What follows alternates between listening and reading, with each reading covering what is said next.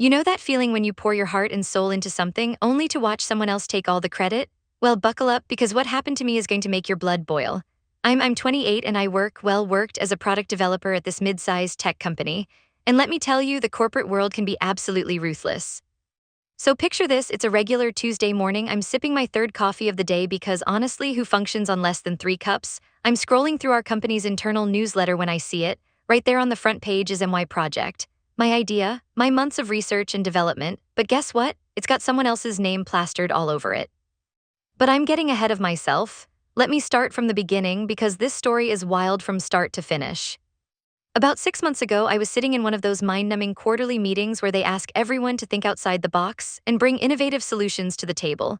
You know the type where half the room is secretly checking emails and the other half is just nodding along pretending to care. But I actually did care. I loved my job, or at least I thought I did. Our department head, Mr. Richardson, and yes, he's exactly as stuffy as he sounds, was droning on about how we needed fresh perspectives and disruptive thinking. So when he asked if anyone had ideas for our next big project, I actually raised my hand. Big mistake number one, apparently. I've been working on something, I said, my voice a little shaky because honestly, speaking up in meetings still made me nervous back then. What if we developed an AI-powered customer service platform that could predict customer needs before they even contact us? The room went quiet, like dead quiet. You could hear the fluorescent lights humming. Mr. Richardson just stared at me with this blank expression, and I started second-guessing myself immediately. Predict customer needs, he repeated like I just suggested we start a moon colony. Yeah, I continued, getting more excited as I explained. Using machine learning algorithms to analyze purchase history, browsing patterns, seasonal trends, we could create a system that proactively reaches out to customers with solutions before problems arise. It would revolutionize customer satisfaction and reduce support ticket volume by at least 40%. I had done my homework. I'd spent weeks researching, running preliminary data models, even creating mock-ups during my lunch breaks. This wasn't just some random idea I pulled out of thin air. But Mr. Richardson just shook his head slowly. That sounds very ambitious, but I think we need to focus on more realistic, proven solutions. Let's table this for now. Tabled, that's corporate speak for never going to happen, isn't it? Now here's where I probably should have just accepted the rejection and moved on, but I couldn't let it go. This idea was brilliant, I knew it in my bones, so I did what any rational person would do. I became completely obsessed. Every evening after work, I'd go home to my tiny studio apartment and work on refining the concept. I created detailed project proposals, cost-benefit analyses, market research reports, the whole 9 yards. My dining table became a war room of sticky notes, printouts, and laptop screens showing complex algorithms. My friends thought I'd lost my mind. My roommate Sarah would say, "It's 2 a.m. and you're still working on that thing they already rejected. Maybe it's time to let it go." But I couldn't. Have you ever had an idea that just consumes you? That's what this was. I'd wake up in the middle of the night with new angles to explore, new data points to analyze. I was like a woman possessed. 3 weeks after that initial meeting, I had a comprehensive 47-page proposal ready. I'd identified potential vendors, mapped out implementation timelines, even calculated ROI projections for the first 3 years. It was professional-grade work that could have been presented to any board of directors. So I scheduled another meeting with Mr. Richardson. Walking into his office that day, I felt confident, not cocky but prepared. I had facts, figures, and a presentation that would make consultants jealous. Mr. Richardson, I began, sliding the bound proposal across his mahogany desk, I've developed that customer prediction platform concept we discussed. I think once you see the numbers, you'll understand the potential. He barely glanced at it, barely. He flipped through maybe 3 pages while I stood there explaining the key benefits, the implementation strategy, the competitive advantages. When I finished my pitch, he closed the proposal and looked up at me with what I can only describe as mild annoyance. I appreciate your enthusiasm, but this project is simply not aligned with our current strategic priorities. It's too experimental, too risky. We're a conservative company and we need conservative solutions. Conservative, that word still makes my eye twitch. But sir, I pressed, the market research shows. The decision is final, he interrupted. I'd suggest you focus your energy on your assigned projects instead of these side ventures. Side ventures, like I hadn't just presented him with a potential. I left his office feeling deflated but not defeated. If anything, his dismissal just made me more determined to prove him wrong. Now let me tell you about Martinez. Was one of those guys who seemed to glide through corporate life effortlessly. You know the type, always had the right thing to say in meetings, always knew which executives to chat up at company happy hours, always managed to be visible when good things happened and invisible when things went south. Had joined the company about a year after me, but somehow he'd already been promoted twice. He had this way of taking credit for team successes while subtly distancing himself from failures. But he was charming about it, you know? The kind of charming that makes you question your own memories. Hey, he said, sliding up to my desk the day after my second meeting with Richardson. I heard through the grapevine that you've been working on some interesting AI stuff. I should have been suspicious, I really should have. But I was frustrated and honestly, it felt good to have someone show interest in my work. Yeah, I said, probably sounding more bitter than I intended, though apparently it's too experimental for this place. Leaned against my cubicle wall, all casual and friendly. That's too bad, mind if I take a look? Maybe I could offer some feedback, help you refine the approach. And here's where I made mistake number 2, I trusted him. I spent the next hour walking through my entire proposal. I showed him my research methodology, my algorithm frameworks, my implementation timelines, everything. He asked really good questions too, which made me think he genuinely understood the technical aspects.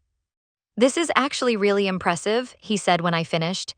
Richardson doesn't know what he's missing. Have you considered approaching other departments with this? Not really, I admitted. I figured if our department head isn't interested, why would anyone else be? Well, said with a smile that I now recognize as predatory, sometimes these things need to come from the right messenger, you know. I thought he was being supportive, I thought he was on my side. For the next few weeks, everything seemed normal. I went back to my regular assignments, optimizing user interface workflows, debugging customer portal issues, the usual stuff. Would occasionally stop by my desk to chat about various projects, always friendly, always professional. But then I started noticing little things, would ask casual questions about my AI research. How did you handle the data privacy concerns? Or what was your solution for the scalability issues? At the time, I thought he was just curious, maybe trying to learn from my approach. I even felt a little flattered, to be honest. Here was this successful, well-regarded colleague taking genuine interest in my work. It felt like validation after Richardson's dismissals. You know, said one day, I've been thinking about what you said regarding predictive customer service. There might be a way to position it differently to management. Really? I perked up immediately. Yeah, what if instead of framing it as experimental AI, we positioned it as an enhancement to existing customer service protocols? Make it sound more evolutionary than revolutionary. It actually made sense. Had always been good at corporate communication, at knowing how to package ideas for maximum palatability. That's actually brilliant, I said. I never thought about repositioning it that way. Would you mind if I took a crack at rewording some of your proposal, just as an exercise to see if we can make it more appealing to the conservative crowd? Warning bells should have been ringing, sirens should have been blaring, but I was so desperate to see my idea succeed that I ignored every red flag. Sure, I said, handing over a copy of my refined proposal. That would be amazing. After that conversation went quiet, not obviously quiet, he still said hello in the halls, still made small talk by the coffee machine, but he stopped asking about the AI project. He stopped offering suggestions or feedback. When I'd bring it up, he'd give vague responses like still working on it or haven't had time to dive deep yet. After a couple of weeks, I figured he'd gotten busy with other priorities and forgotten about helping me. Which was fine, I told myself. I didn't need help anyway. I could refine my own proposal, find my own way to present it to management. But something felt off, seemed different, more confident if that was possible. He started staying late at the office, which wasn't like him. He'd always been more of a work smarter, not harder type who left right at 5 p.m. And he started having mysterious meetings. I'd see him going into conference rooms with senior executives, carrying folders and looking important. When I asked what the meetings were about, he'd just say, oh, you know, boring strategic planning stuff. I should have known, God, I should have known. It was a Thursday morning in March when my world completely fell apart. I was reviewing some code when my Lisa rushed over to my desk, practically vibrating with excitement. Did you see the newsletter? His project got approved for immediate implementation. They're giving him a $10,000 bonus and fast-tracking him for senior developer. I felt the blood drain from my face. What project? The AI customer prediction platform. It's supposed to revolutionize how we handle customer service. They're calling it the future of customer relations. I couldn't breathe, literally couldn't breathe. Lisa was still talking, but her words sounded like they were coming from underwater. With shaking hands, I opened the company newsletter on my computer. There it was, front and center. Martinez spearheads revolutionary AI initiative. I read the article 3 times before the words fully sank in. They were describing my project, my exact project. The predictive algorithms, the customer behavior analysis, the proactive outreach system, everything I'd spent months developing was now being credited to. But it was worse than just theft. He'd actually improved on my original concept, refined the technical specifications, addressed some scalability concerns I'd been struggling with. It was like he'd taken my baby and somehow made it better, then claimed he'd given birth to it. "Are you okay?" Lisa asked. "You look like you've seen a ghost." I need some air," I managed to say. I stumbled outside to the parking lot, pulled out my phone, and called my mom. When she answered, I just started crying. "Honey, what's wrong?" she asked, immediately concerned. "Mom," I sobbed, "someone stole my work, they stole my project, and now they're getting rewarded for it." After I pulled myself together, I marched straight to his office.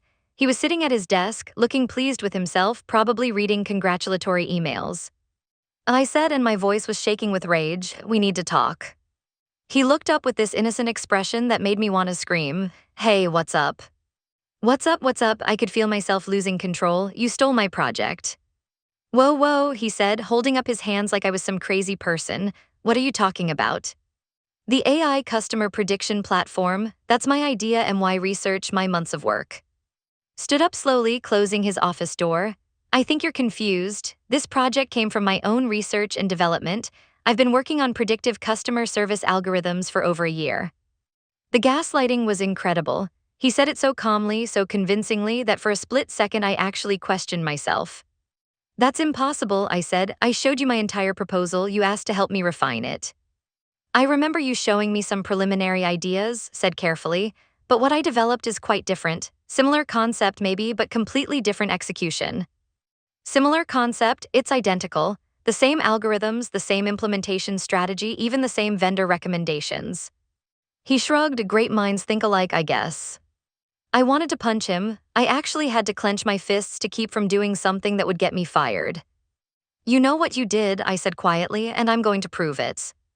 Said, and now his tone was almost pitying. "I understand you're disappointed that your idea didn't get approved, but making accusations isn't going to help your career here." The threat was subtle but clear. I left his office feeling more angry and helpless than I'd ever felt in my life. I knew I had to go to Richardson, even though the man had already dismissed my idea twice. I spent the weekend preparing my case, gathering every piece of documentation I had about my project development. Monday morning, I requested an urgent meeting with him. "Mr. Richardson," I began, trying to keep my voice steady, "I need to discuss Martinez's new AI project." "Ah yes," he said, smiling for the first time since I'd known him. "Brilliant work, exactly the kind of innovative thinking we need around here." The irony was not lost on me. "Sir, that project is based on work I developed, stole my research, and presented it as his own." Richardson's smile faded. "That's a very serious accusation."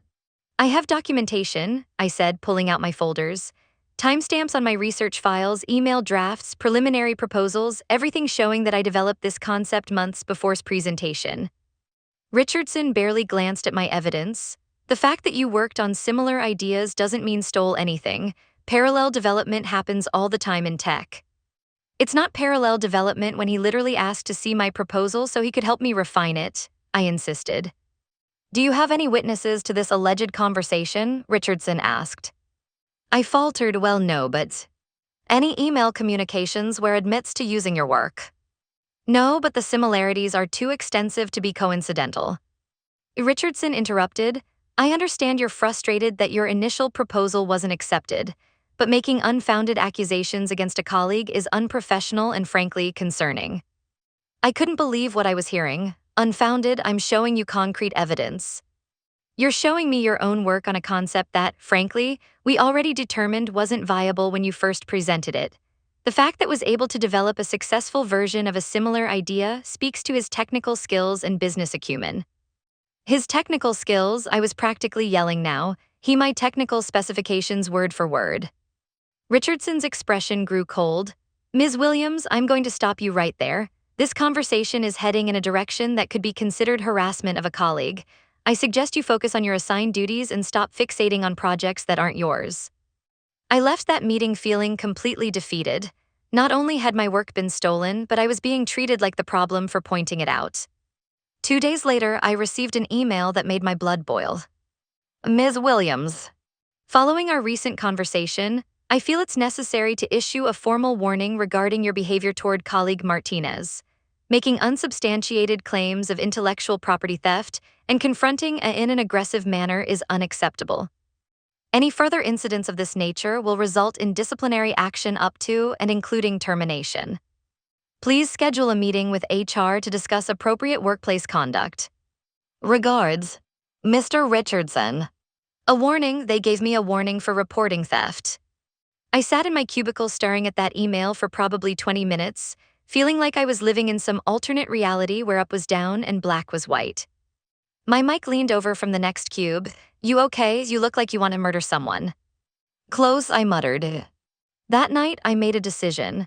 If the company wasn't going to take my accusations seriously, I'd have to build an airtight case myself. I started with my computer files. Every document with timestamps, every email draft, every research note. I organized everything chronologically to show the clear development timeline of my project. But I needed more than just my own documentation. I needed to prove that I had access to my work and that his project was identical to mine. I remembered that our company's shared drive automatically logged file access. If it opened my project files, there would be a record. The problem was I didn't have access to those logs. Only IT administrators could pull that data. Fortunately, I'd been friendly with Jake from IT ever since he helped me recover some corrupted code 6 months earlier. Jake was one of those guys who believed in justice and hated seeing people get screwed over. Jake, I said, approaching his desk during lunch break, I need a favor and it's kind of a big one. I explained the situation, how I'd stolen my project, how management had dismissed my complaints, how I'd been given a warning for speaking up. Jake listened intently, occasionally shaking his head in disgust. That's messed up, that's really messed up. I know it's asking a lot, but could you check the access logs for my project files? If opened them, it would prove he had access to my work. Jake was quiet for a long moment. I could get in serious trouble for accessing those logs without a formal IT request. I know, I said, and I wouldn't ask if I had any other option. Another pause, then Jake sighed. Give me the file names and dates, I'll see what I can find. 3 days later, Jake slipped me a printout during our coffee break. You didn't get this from me, he said quietly. The logs were damning. Had accessed my project files multiple times over a 2-week period, including downloading my complete proposal the day after I'd shown it to him. But that wasn't all. Jake had also pulled file creation dates, and they told an interesting story. His project documents had all been created within a week of him accessing my files. Before that, no AI-related work in his directory at all. There's more, Jake said. I did some digging into his computer activity during his late nights at the office. Guess what he was working on? Let me guess, my project. Bingo, and here's the really interesting part. He was accessing technical journals and research papers that were identical to ones you'd bookmarked months earlier. I felt a surge of vindication mixed with rage. Finally, I had proof. Armed with Jake's evidence, I spent the next week building a comprehensive case that would be impossible to dismiss. I created a side-by-side comparison of his project and mine, highlighting not just similarities but exact matches in technical specifications, vendor recommendations, and even phrasing in the project descriptions. I documented the timeline, my initial presentation, sudden interest in helping me, his access to my files, and the immediate creation of his original project documents. I even found emails where he had asked me specific technical questions about AI implementation, questions that coincidentally addressed the exact challenges his original project claimed to solve. The evidence was overwhelming. There was no way anyone could look at this documentation and claim coincidence. But I knew I couldn't go back to Richardson. He'd already made it clear he wasn't interested in the truth. I needed to go higher. Our company had an anonymous ethics hotline specifically for reporting misconduct. Perfect. I submitted my complete case file through the ethics portal, requesting a formal investigation into intellectual property theft and management misconduct. 2 weeks later, I received a call from someone I'd never heard of, Director of Internal Compliance. Ms. Williams, I'm calling regarding a complaint you filed through our ethics portal. I'd like to schedule a meeting to discuss your allegations. My heart started racing. Does this mean you're taking it seriously? We take all ethics complaints seriously, she said professionally. Can you come to conference room C at 2 p.m. today? When I arrived at the meeting, wasn't alone. She'd brought David from legal and Sandra Martinez from HR. The fact that they'd assembled a team made me hopeful that they were treating this as a legitimate investigation.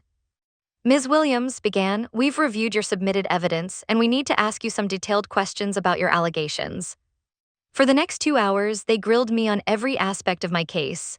They asked about my relationship with, my interactions with Mr. Richardson, and the specifics of how I developed my project.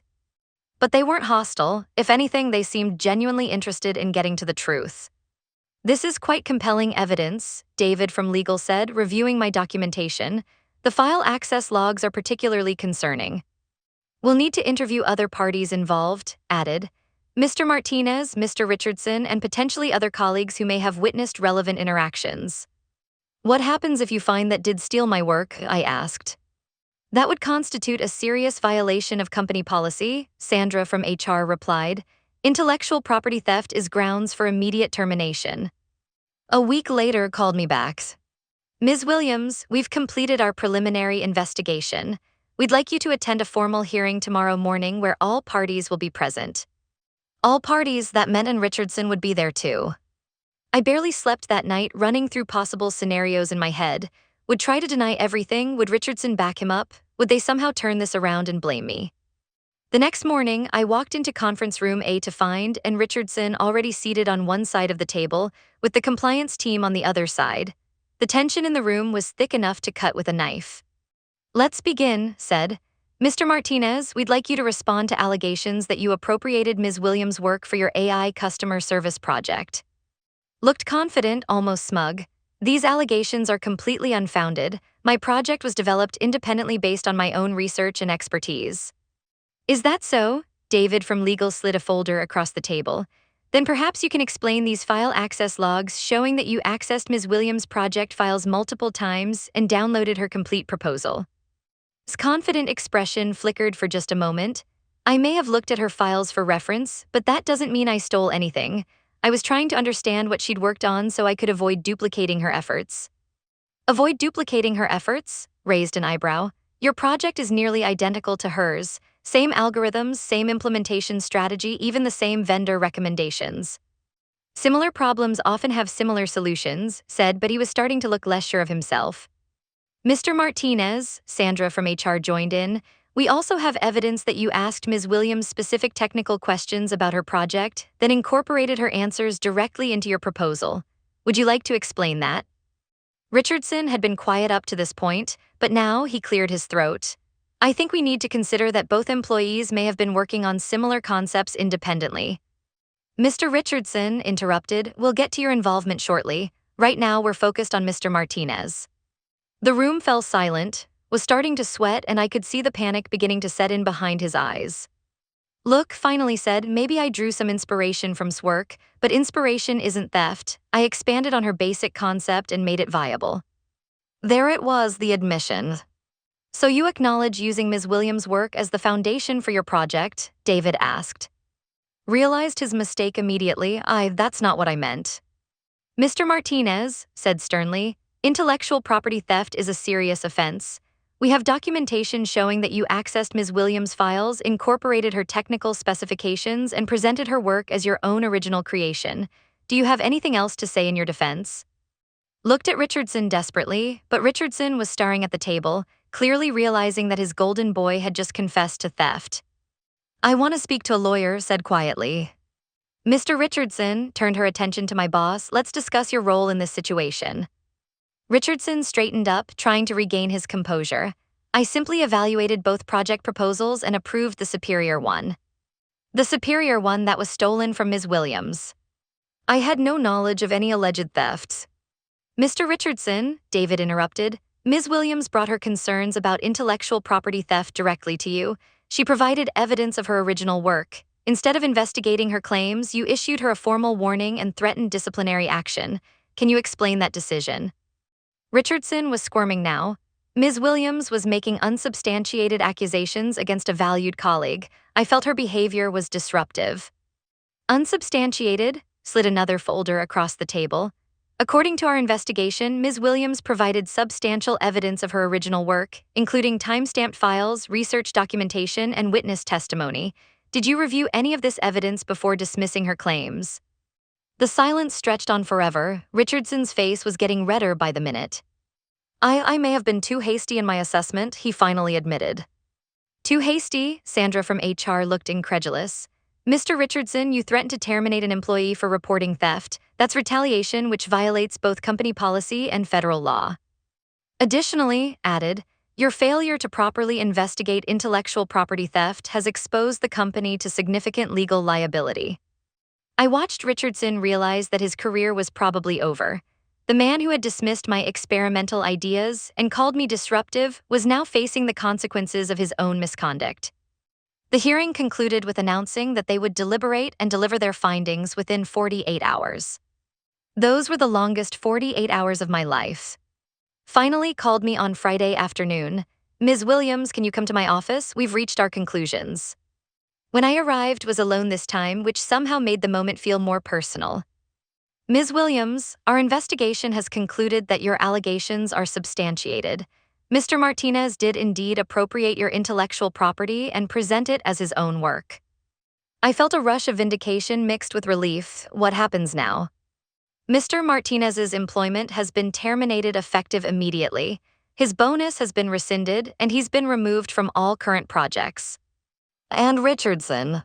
His expression grew stern. Mr. Richardson has been demoted and will be transferred to a different department. His handling of your complaint was completely inappropriate and violated multiple company policies. But there's more, she continued, and now she was almost smiling. The company owes you a significant apology, Ms. Williams. Your project was brilliant and it should have received proper recognition from the beginning. We'd like to offer you former position as senior developer, along with full credit for the AI customer service platform. You'll also receive the $10,000 project bonus that was originally awarded to Mr. Martinez, plus an additional $5,000 in recognition of the misconduct you experienced. I sat there stunned. You're promoting me. Ms. Williams, your project is going to save this company millions of dollars and revolutionize our customer service operations. You deserve to be the one implementing it. Additionally, added, we'd like you to lead the new AI development division we're creating specifically around your innovations. I walked out of that office feeling like I was floating on air. Not only had justice been served, but I was finally getting the recognition I deserved. His termination sent shockwaves through the office. Word spread quickly about what had happened, and suddenly everyone was treating me very differently. People who had barely acknowledged me before were now stopping by my desk to congratulate me on my promotion. Lisa was the first to hear the full story. I can't believe stole your work, she said, shaking her head. He always seemed so professional. The worst part was how convinced he was that he'd get away with it, I told her, like he thought I was too naive or powerless to fight back. Jake from IT stopped by later that day. Heard you got fired, he said with a grin. We got fired, I corrected. I couldn't have proven anything without your help. Happy to help take down a scumbag, he replied. How's it feel to be senior developer? Honestly, it feels incredible, but also terrifying. Now I actually have to implement this thing. Over the next few months, I threw myself into turning my stolen and recovered project into reality. The AI customer service platform was even more complex to implement than I'd originally anticipated, but having the company's full resources behind me made all the difference. The best part was having my own team. I hired 2 junior developers and a data scientist, and we worked together to refine the algorithms and build out the system architecture. My new team member Sarah asked during one of our weekly meetings, I heard this whole project started as just an idea you presented in a meeting. Yeah, I laughed. An idea that got rejected twice before someone stole it and presented it as their own. That's insane, said Mike, my other developer. How did you not lose your mind? Who says I didn't? I replied. There were definitely moments when I thought about just quitting and finding a new job, but I couldn't let them get away with it. 6 months after the hearing, we launched the beta version of the customer prediction platform. The results were even better than I'd projected. We reduced customer service response times by 45% and increased customer satisfaction scores by 30%. The success of the platform caught the attention of industry publications, and suddenly I was getting interview requests and speaking invitations. Ms. Williams, the journalist from TechCrunch asked during our phone interview, what advice would you give to other developers who might face similar situations? Document everything, I said immediately. Keep records of your work, your ideas, your research, and don't be afraid to fight for what's yours even when it seems hopeless. Were there moments when you considered giving up? Absolutely. When your own management is telling you that you're wrong, when they're threatening your job for speaking up, it's incredibly demoralizing. But I knew I was right and I had the evidence to prove it. The article came out a month later with the headline, How One Developer Fought Back Against Workplace Theft and Won. It was surreal seeing my story in a major publication. Looking back now, almost a year later, I realized this experience changed me fundamentally. I'm not the same person who nervously raised her hand in that quarterly meeting. I'm more confident, more assertive, and a lot less willing to trust people just because they seem friendly. But I also learned some valuable lessons about corporate politics and protecting your work.